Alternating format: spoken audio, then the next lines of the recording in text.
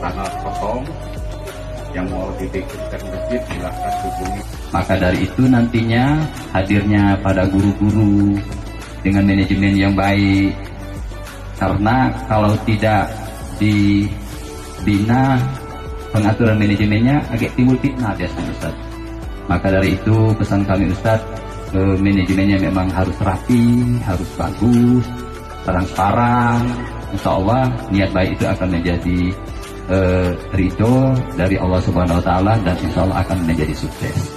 Apalagi ini sejalan dengan visi misinya Pak Wali tadi Ustaz, yaitu Darussalam. Sedangkan kita juga punya visi Palembang Emas Darussalam.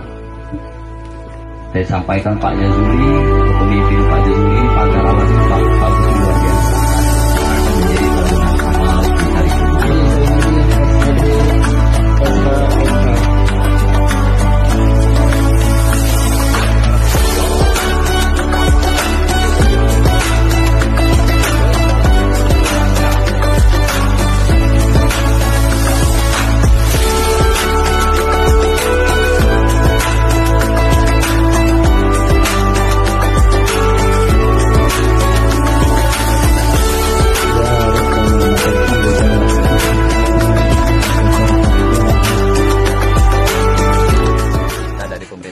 Tentunya memberikan satu atensi lah, apresiasi, dengan demikian menambah sarana baru dalam rangka saya katakan tadi pendidikan dan pembinaan bagi anak-anak kita, yaitu membangun karakter keimanan dan ketakwaan.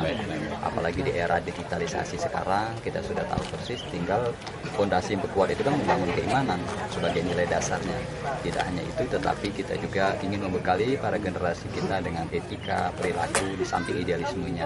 Itu yang ditekan saya. Semoga dengan harapan pembangunan sarana pendidikan ini lebih sukses dan lebih membina anak-anak kita ke depan. Saya kira itu substansi pentingnya pada hari ini. Tadi ada rencana membantu bangunan jalan? Oh ya, soal jalan tadi ada permintaan dari pembina yayasan. Insya Allah nanti saya minta proposalnya, tentunya nanti akan kita kaji dan segera saya akan minta dengan PU untuk survei ke lapangan.